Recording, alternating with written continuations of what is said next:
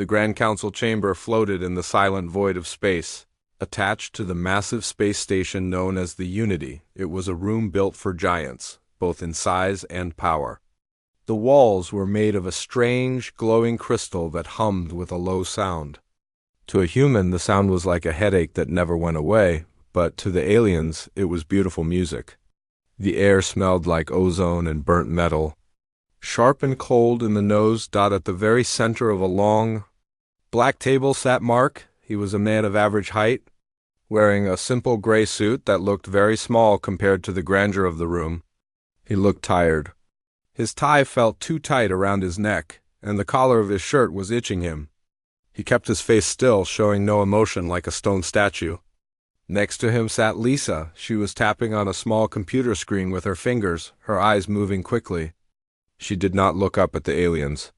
She just kept typing notes, her face blank and bored. They were the only two humans in the room. Everyone else at the table was an alien. Across from Mark sat High Viceroy Kalen. He was a reptile-like creature, tall and muscular with green scales that covered his entire body. His eyes were yellow and narrow, like a snake's. His translator box sat on the table in front of him. It was a metal device that turned his alien hissing sounds into words that humans could understand. "This session is now over," Kalen said through the box. The machine's voice was robotic and cold. "The Terran request for total freedom is denied. Your planet is too valuable to us. Your mining quotas will be doubled by the next moon cycle. You will dig deeper, and you will send more." Mark did not stand up. He did not shout. He just looked at the lizard creature.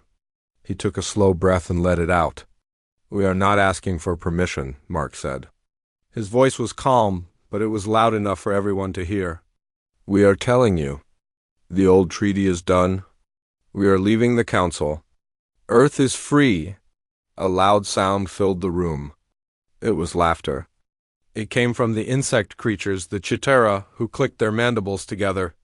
It came from the tall, crystalline beings, the Xyloph, who chimed like breaking glass.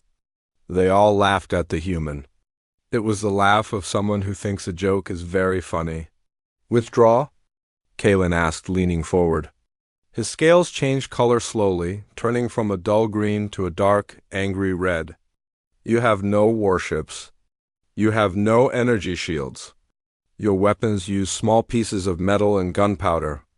You are soft, weak, fleshy things. You cannot leave the Empire. You belong to us. You're like children trying to run away from home."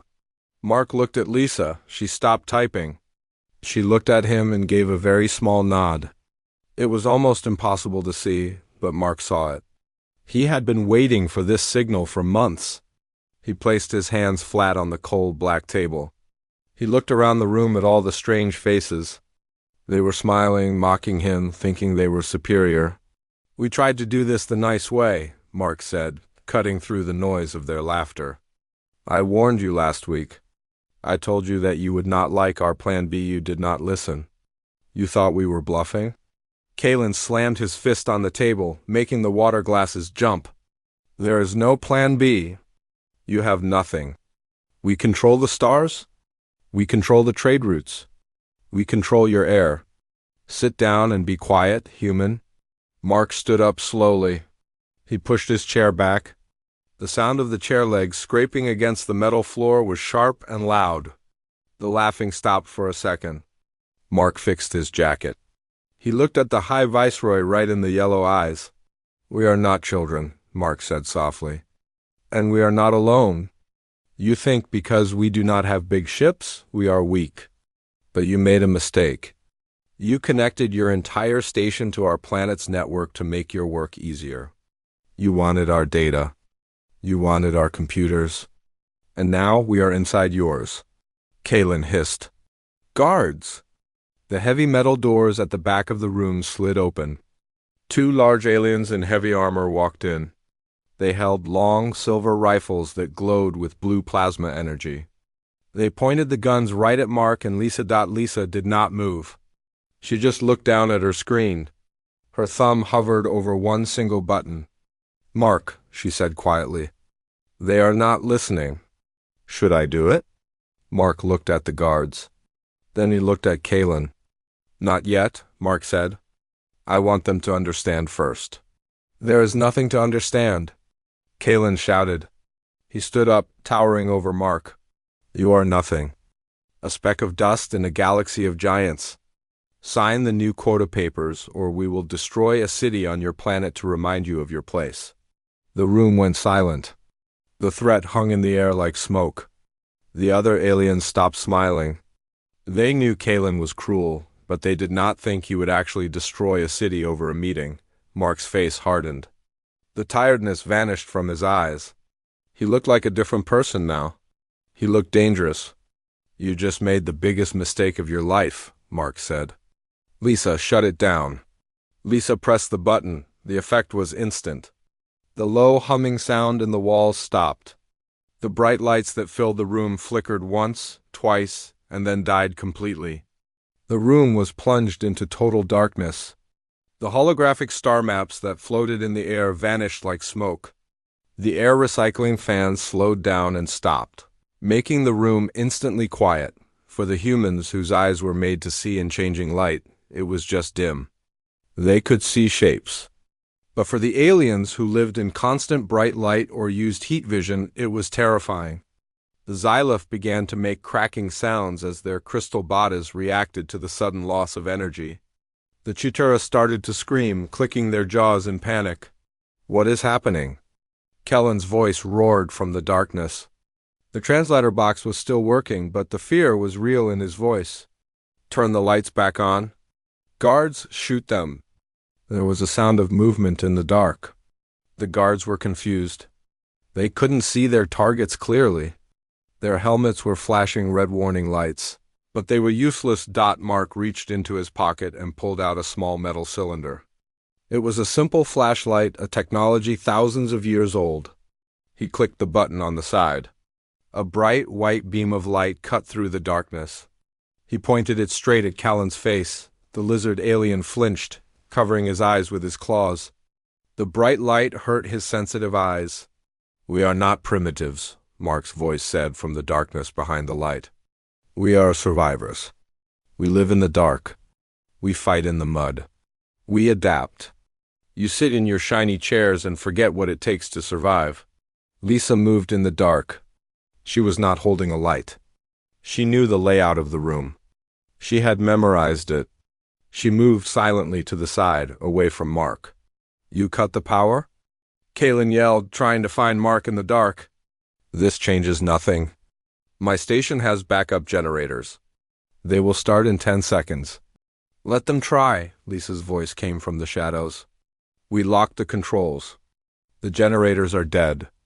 The doors are sealed. Nobody is getting in, and nobody is getting out. Mark took a step closer to the High Viceroy. The flashlight beam shook Kellen's face. You had a choice. You could have had a partner. Instead, you chose an enemy. Now, we are going to show you why humans are the most dangerous species in the galaxy. We don't need fancy lasers. We just need to be smarter than you. The backup generators tried to kick in. There was a loud whining sound, a spark, and then silence. Lisa had done her job well. The station remained dark. The only light was Mark's flashlight. The panic in the room was getting louder. The aliens were shouting at each other in their own languages. The order of the council was breaking down. The chaos was spreading. Mark looked at Lisa, though he could not see her. Plan B is in effect, he said loudly. Let's show them what humanity can do. The darkness inside the council chamber was not empty. It was filled with panic. The low, beautiful hum of the room was gone. In its place was the sound of heavy breathing, the clicking of insect legs, and the nervous shuffling of alien feet. For a species that had conquered the stars, the absence of light made them feel small and helpless. They were creatures of comfort, used to controlled environments and perfect temperature. They did not know how to handle the unknown. Mark stood perfectly still in the blackness. He held the flashlight beam steady on the face of High Viceroy Kalen. The lizard man was blinking rapidly, his yellow eyes watering from the sudden brightness. He looked confused. His scales, usually a sign of his power, now looked dull in the white light. He opened his mouth to speak, but no words came out at first. "Guards!" Kalen finally screamed, his voice cracking. "Seize them! Kill them!" Two shadows moved near the door. They were the elite guards. Their armor was painted black to look scary, but now it just made them hard to see. They raised their plasma rifles. The rifles made a high-pitched whining sound as they charged up, casting a faint blue glow that revealed their outlines. Mark did not run. He did not try to hide under the table. He simply took a step to the left. It was a small movement, but it was precise. He had been in situations like this before, not in space, but in training simulations back on Earth. He knew that when you cannot see, you aim at the light. The guards would aim at the flashlight. "Lisa," Mark said calmly. "Left target." Lisa moved faster than the aliens could track. She was not wearing heavy armor. She wore simple clothes and soft shoes that made no sound on the metal floor. She had already positioned herself while the lights were flickering. She did not use a laser gun. She used a weapon that was old, simple, and deadly silent. It was a suppressed pistol, firing small metal bullets. There was a sharp thwack sound. It was not loud like an explosion. It sounded like a heavy book dropping on a table. The guard on the left stumbled. His whining rifle dropped to the floor with a loud clang. He reached for his chest, letting out a gurgling hiss, and then fell heavily. He did not move again. The blue light from his gun faded, leaving the corner in darkness again. The other guard froze. He could not see where the shot came from. He swung his rifle around, searching for a target. "Where are you?" he shouted in his own language. "Right here," Lisa whispered from the shadows. She was right behind him. Before he could turn, she struck him in the back of the knee with a heavy metal baton. The guard roared in pain and collapsed to one knee. Lisa followed up with a sharp strike to the back of his neck, knocking him unconscious. He slumped over, his weapon sliding away across the smooth floor. The room went silent again. The aliens at the table were terrified. They could hear the fighting, but they could not see it. To them, the humans were ghosts. They were monsters that could see in the dark. Mark stepped over the unconscious guard and walked back toward the table. He kept the flashlight on Kalen. The light bobbed up and down with his steps, creating long, dancing shadows that made the room feel eerie. "Your guards are down," Mark said. His voice was flat. He sounded like he was reading a grocery list, not threatening a galactic leader. "Your technology is impressive, Kalen." "It really is. The ships, the shields, the energy weapons. But you made a mistake. You connected it all. One central brain controls the lights, the doors, the gravity, and the communications." Kalen gripped the edge of the table. His knuckles were white. He was trying to be brave, but his fear was obvious. "You cannot win," the Viceroy spat. "Even if you kill us, the fleet will come. They will destroy your planet." "We will get to the fleet," Mark said. He stopped a few feet from the lizard. "But first, we are going to have a chat right here. Lisa, are the doors locked?" "Locked and welded," Lisa replied from the darkness. "Nobody is getting in or out. The cameras are looping footage of an empty room. As far as the station knows, we are just having a polite meeting." One of the Xyloph delegates, the crystal beings, chimed in. The sound was sharp and discordant. "This is against the council laws. You cannot hold us hostage. We demand to speak to the station commander." Mark turned the flashlight toward the Xyloph. The light passed through the creature's translucent body, making it glow from the inside. It looked beautiful but fragile. "There is no station commander answering right now," Mark said. "It is just us, and you are not hostages. You are bargaining chips?" Mark reached into his jacket pocket and pulled out a small black device. It looked like a simple radio. He placed it on the table in front of Kalen. "Do you know what this is?" Kalen stared at the device. "It looks like a primitive communication tool." "It is," Mark said. "But it is broadcasting a signal, a very specific frequency. You see, when we joined the Council, you gave us access to your universal network to help us translate languages. You wanted us to learn your ways. We learned more than you thought. Mark looked around the dark room, pointing the light at each alien face in turn. We wrote a virus. A computer bug. It is not designed to blow things up. That is too messy. It is designed to confuse your systems. It tells your doors that they are closed when they are open. It tells your gravity generators to push down instead of pull up. It tells your air scrubbers to stop working. The Chitura delegates began to chatter wildly, waving their many arms. We cannot breathe if the scrubbers stop. Our lungs are weak. Exactly, Mark said. Which brings us to the problem of air. Lisa, how is the oxygen level? It is rising, Lisa said. I hacked the environmental controls. I am turning off the filters that thin the air for you. In about 10 minutes, this room will have the same air composition as Earth. The aliens looked at each other in horror. They breathed a mix of gases that was much thinner than Earth's air. Earth's air was thick and rich with oxygen and nitrogen. To a human, it was perfect. To them, it was a slow poison. It would make them dizzy, confused, and eventually they would pass out. You are poisoning us? Kalen gasped. You are monsters. We are not poisoning you, Mark corrected him. We are just changing the environment. We are changing the rules. You see, this is what humans do. We adapt. We can live in deserts, we can live in jungles, we can even live in space with the right gear. But you are soft. You need your perfect temperatures. You need your perfect air. When the environment changes, you die. Mark leaned in close to Kalen. We are going to sit here in the dark. We are going to breathe this thick, rich air. And you are going to listen to our new demands. If you try to signal for help, the virus will trigger. It will not kill you, but it will erase your navigation databases. You will be lost in space forever. Do you understand? Kalen looked at the small black device on the table. Then he looked at Mark. The human was smiling. It was not a nice smile. It was the smile of a predator that had finally caught its prey. The High Viceroy realized that he had vastly underestimated the soft-skinned creatures from Earth. He had treated them like animals. But now, he was the one in the cage. I understand, Kalen whispered. Good, Mark said, pulling a chair out and sitting down comfortably. Then let's negotiate. The air in the room began to change.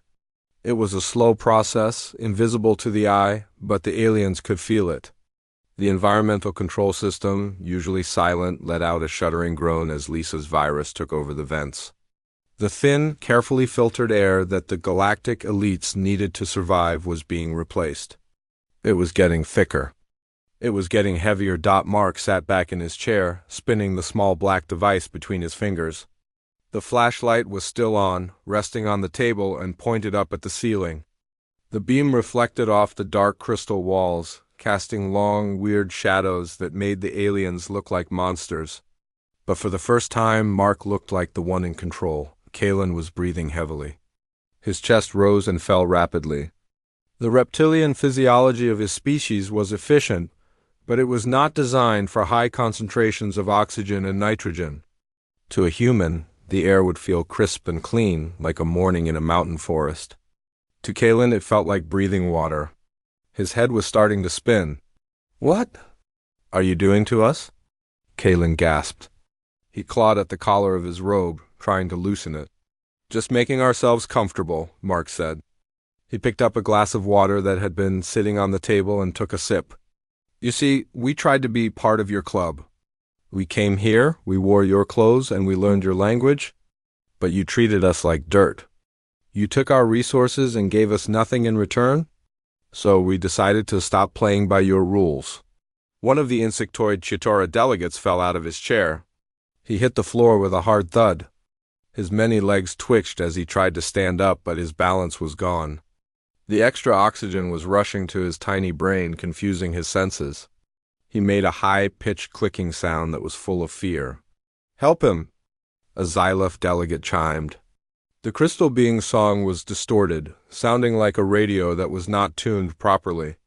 The air. It burns my lungs. It doesn't burn your lungs, Lisa said from the corner of the room. She was leaning against the wall, still holding her pistol, though she kept it pointed down. It is just too rich for you. You are getting hyperoxygenated. You will get dizzy, you will get tired, and eventually you will pass out. But you won't die? We aren't murderers. We are just negotiators. Mark leaned forward, the light from the flashlight illuminating his face from below. We call this the terraforming protocol. It is a simple trick. We change the air to suit us and you become too weak to fight. It is very human. We change the environment to suit our needs. We have been doing it for thousands of years on our own planet. We drained swamps, we cut down forests, and we built cities where only wolves used to live. We adapt the world to us. We do not adapt to the world. Kalen tried to stand up, to show strength, but his legs would not listen. He slumped back into his chair, his yellow eyes wide. You are savages, he hissed weakly. To use the very atmosphere as a weapon? It is uncivilized. Civilization is a luxury, Mark said coldly. When you are fighting for your life, you use whatever you have. You have lasers and shields. We have biology and chemistry. It turns out biology is cheaper and harder to stop. The other delegates were panicking. The room was filled with the sounds of distress. The tall, thin grays were holding their heads, moaning in low frequencies. The heavy rock creatures were moving slowly, their movements sluggish as the thick air slowed their metabolic processes. Only Mark and Lisa were unaffected. Lisa walked over to the table and checked a screen on her datapad. Oxygen levels are at Earth standard now, Lisa announced. Nitrogen mix is stable. We are good to go. How are our guests doing? They look tired, Mark said, looking at Kalen. Viceroy, are you ready to listen? Or do you want to take a nap? We can wait all day. We have plenty of energy. Kalen looked at the human with pure hatred in his eyes, but also with a new emotion, respect. He had never feared a human before. He had viewed them as cattle, as a source of labor and minerals. But now, he saw a creature that could destroy him without firing a shot. He saw a creature that understood the one weakness all the aliens shared. They were specialized. Humans were generalists. You have made your point, Kalen wheezed. He waved a clawed hand weakly. Stop the fans. Restore the balance. Not yet, Mark said. We haven't talked about the treaty. The treaty is void. Kalen snapped, though he lacked the energy to shout.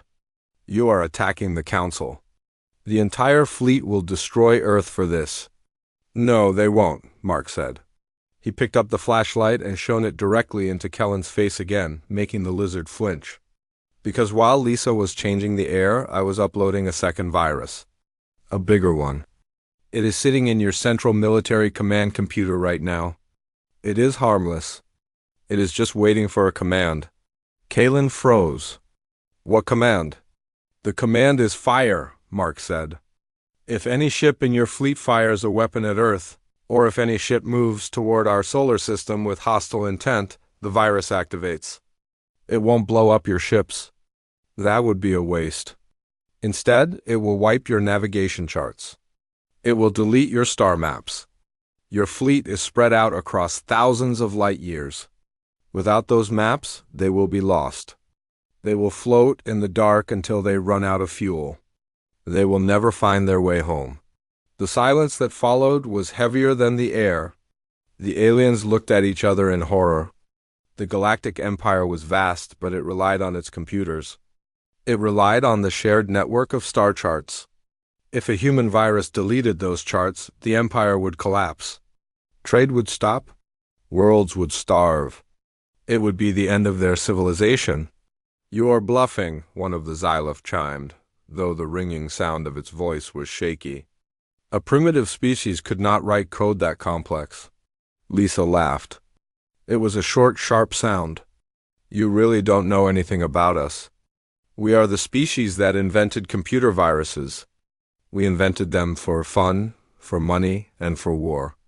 We have been fighting digital wars since before we learned to fly. Your security is a joke. It is like a lock made of paper. We walked right through it. Mark stood up and walked around the table. He stopped behind Kellen's chair and placed a hand on the lizard's shoulder. Kellen shivered at the touch. "Let me explain the situation clearly," Mark said, his voice low and dangerous. "We are leaving this room with a new treaty. A treaty that says Earth is free? A treaty that says you pay us for our resources, not the other way around. If you refuse, we leave the room, lock the doors behind us, and go get lunch. You will stay here, breathing our air, until you agree. Or until you pass out. And when you wake up, the fleet will be blind." "You would doom your own planet," Kellen whispered. "If the fleet is lost, chaos will spread. Pirates will attack shipping lanes. Everyone will suffer." "We are used to suffering," Mark said. "We have suffered through plagues, wars, and disasters on our planet. We are tough. We can handle a little chaos. Can you?" Kellen looked around the room at his fellow council members. They were weak, confused, and scared. They were not warriors. They were politicians and bureaucrats. They were not built to withstand this kind of pressure. The humans had turned the council chamber into a trap, and they had walked right into it. The viceroy let out a long, slow breath. He knew he was beaten. He could not fight an enemy that he could not see, an enemy that could change the very air he breathed and blind his armies with a single thought. "Okay," Kellen said, the fight draining out of him. "Okay, we will talk. But please, turn the air back. I cannot think." Mark smiled in the dark. "Good choice, Viceroy. Lisa, let's normalize the atmosphere. But keep the lights off. I think they look better in the dark." The room felt very heavy. The air was still thick with oxygen, making the alien delegates dizzy and weak. Kellen was slumped in his chair, his chest heaving with the effort to breathe. The fear in his yellow eyes was real now. He looked at Mark, who was standing calmly beside him, and he realized that the human was not bluffing. The power dynamic had shifted completely in just a few short minutes. The rulers of the galaxy were now prisoners in their own room. Mark walked back to his side of the table and sat down. He placed the flashlight on the black surface, pointing it upward. The light created a small island of brightness in the middle of a dark ocean. He reached into his jacket pocket and pulled out a folded piece of paper. It was an actual physical document printed on real paper. In a digital galaxy where information was stored on crystals and clouds of data, paper was rare. It felt old-fashioned and rustic, but that was the point. "Lisa," Mark said, his voice echoing slightly in the quiet room. "Bring the lights back up slowly. And switch the air back to normal. I think they have learned their lesson." Lisa tapped a command on her datapad. A low hum started in the walls again. The environmental system began to whir, pumping out the thin air that the aliens needed. Slowly, the awful feeling of pressure in their chests began to fade. The gravity stabilized. Then, overhead, the crystal lights flickered and came to life. They were not at full brightness, but they provided enough light to see the misery on the faces of the council members. The Shitaya delegate was crawling back into his chair, his legs trembling. The Xyloph beings were no longer glowing. Their crystal skin looked dull and cracked from the stress. Kellen took a deep breath of the thinning air and sat up straighter. He adjusted his robe, trying to regain some of his dignity, but his hands were still shaking. Mark unfolded the paper and smoothed it out on the table. He looked at Kellen with a neutral expression. "We are not here to ask for favors anymore," Mark said. "We are here to present terms. This is a new treaty." "A treaty?" Kellen scoffed, though his voice was weak. "You cannot dictate terms to the Galactic Council. You are a single planet with no fleet." "We are a single planet with a knife to your throat," Mark corrected him gently. "Please read it. Or have Lisa read it to you." Lisa picked up the document. She held it up and began to read in a clear, loud voice.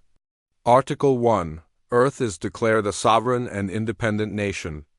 All council taxes and resource quotas are abolished immediately. Article 2. All Earth prisoners held in off-world labor camps are to be released and returned home within 24 hours. Article 3. The Galactic Council will pay Earth for the right to use our shipping lanes. The price is 1 million credits per standard cycle. The room erupted in whispers. The aliens looked at each other in shock. Pay you? One of the gray delegates asked, his large black eyes blinking. You want us to pay you? That is absurd. We take what we need from lesser species. Not anymore, Mark said. He leaned forward. You see, you think of us as a resource mine, but we are also a market. And we are a fortress. You want to move your ships through our space? You want to use our jump gates? You have to pay. If you don't pay, we close the gates. We have the codes now. We locked your station down, didn't we? We can lock down the gates too. Kalen stared at the paper. The logic was cold and ruthless. It was business, but it was business backed by a threat of total destruction. He looked at Mark, really looked at him, and saw a calculating intelligence that he had missed before. And if we refuse this treaty? Kalen asked slowly. Mark shrugged. Then Lisa presses the button. The virus in your fleet's navigation system activates. Your ships become drifting metal coffins. Your trade stops. Your planets starve. Earth, on the other hand, will be fine. We have food. We have water. We are used to being isolated. We will survive while your empire falls apart. It was a gamble. A massive, terrifying gamble. If the aliens called the bluff, Earth would be destroyed. But Mark did not blink. He stared Kalen down, projecting absolute confidence. Lisa walked around the table, standing behind the Shidara delegate. She rested her hand on the alien's chitinous shoulder. The creature flinched but did not move away. He was too scared. We also have a backup plan, Lisa added. We didn't just hack your navigation. We hacked your factories. If you attack Earth, your automated foundries will stop producing weapons. They will start producing toys, little plastic dolls of human leaders. Your war machine will grind to a halt. This was a lie, but it was a good one. The aliens looked at her with horror. The idea that their technology could be turned against them so easily was terrifying. They relied on automation for everything. They had forgotten how to build things with their own hands. You are dangerous, Kalen whispered. All the reports said you were aggressive. We thought that meant you liked to fight. We didn't realize you liked to win. We don't like to fight, Mark said. But we love to win. And we are very, very good at improvising. You have been stagnant for 1,000 years, Kalen. You have relied on the same technology, the same rules. We are constantly changing. We adapt. That is why we are still here and why you are currently sweating in your own chair. Kalen looked at the other delegates. They were all looking at him, waiting for a decision. They were scared. They were willing to give in to the humans just to make the nightmare stop. The High Viceroy realized that his authority was gone. If he refused, the others might overthrow him just to save themselves. He let out a long, hissing sigh. If I sign this, Kalen said, pointing a claw at the paper, the fleet stays? The navigation charts are safe? As long as you honor the treaty, Mark said. We are not monsters. We just want to be left alone to run our planet our way. We want trade, not conquest. We want to be partners, not us. Irvins. Kalen hesitated for a moment longer. He looked at the paper, then at Mark's calm face, then at the door where his guards lay unconscious. He realized he had no choice. The humans had outsmarted them. They had turned the Council's greatest strengths, technology, unity, and automation into weaknesses. Very well, Kalen said. Bring me the stylus. Lisa reached into her pocket and pulled out a simple pen. It was an ink pen, not a digital stylus. She placed it next to the paper.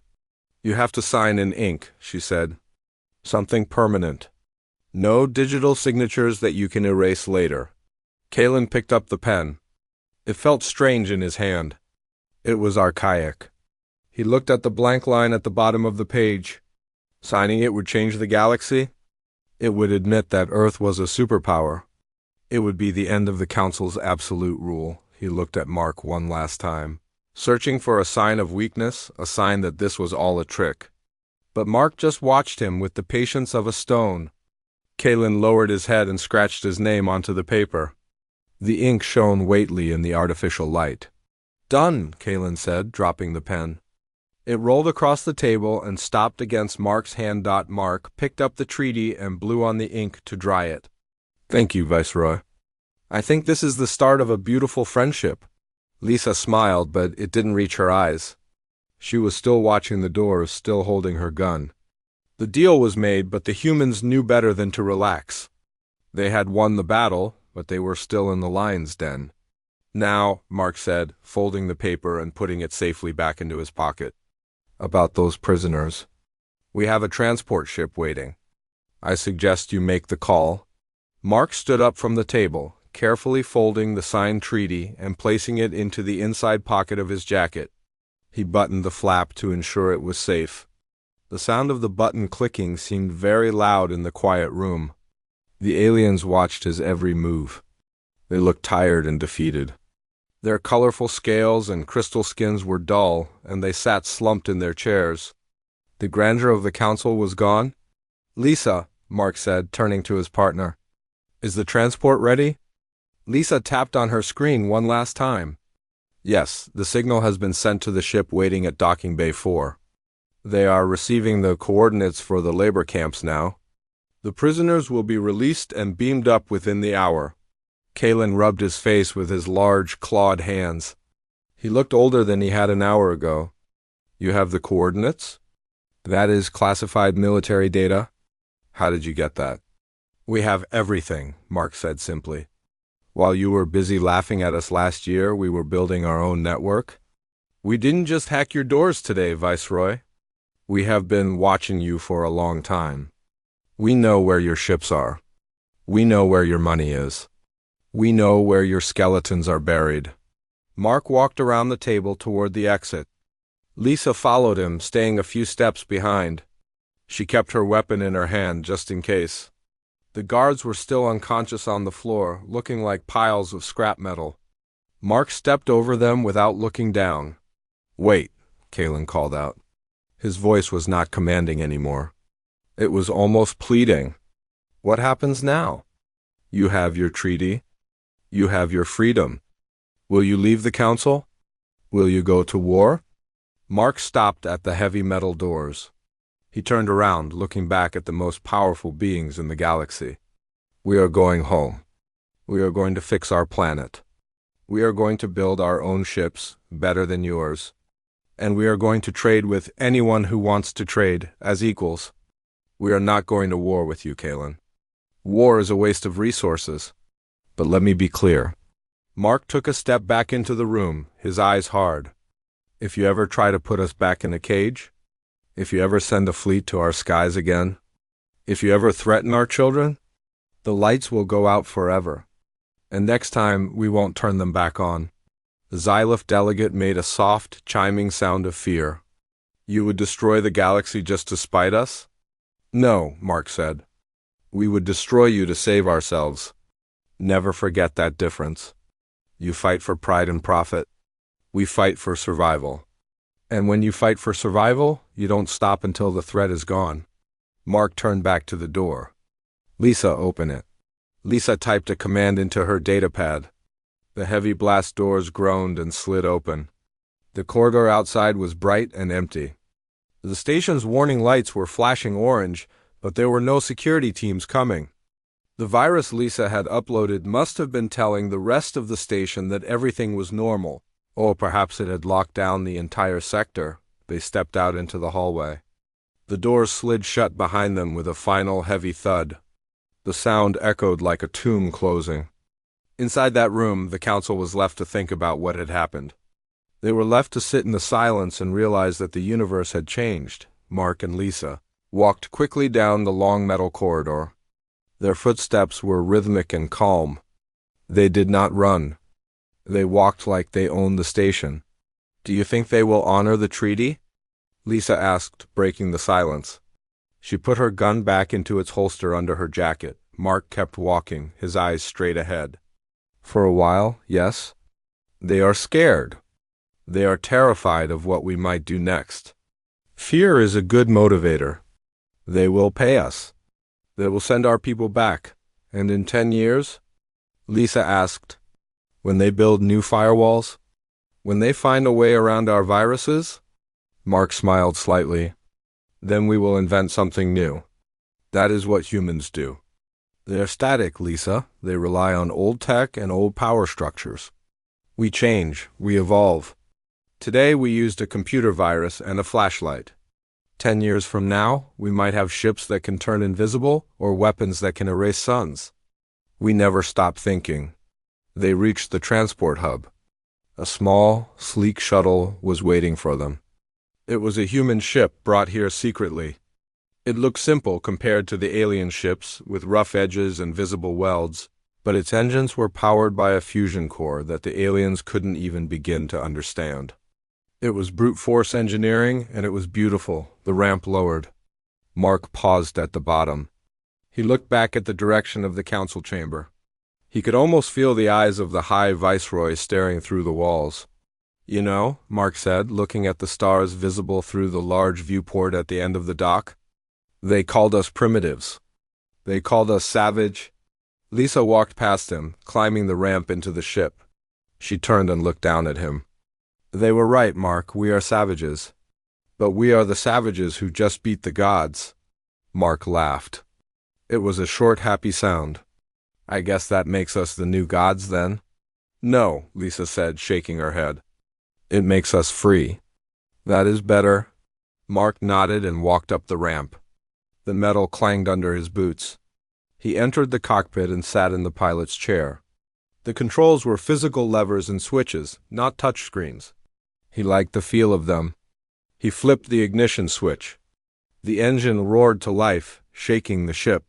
Docking control, this is Earth Shuttle Freedom, Mark said into the radio, requesting permission to depart. There was a long pause of static. Then a hesitant voice came over the speaker. It was an alien controller. Permission. Granted shuttle freedom? Safe travels, Mark smiled at Lisa. Did you hear that? Safe travels. They are scared.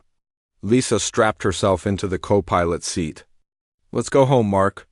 Mark pushed the throttle forward. The shuttle disengaged from the station with a shudder.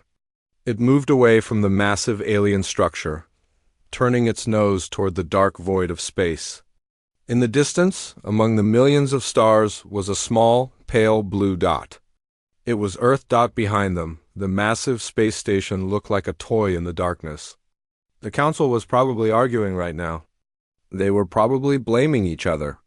But it didn't matter anymore. The talks had collapsed, the chaos had happened, and the humans had walked away.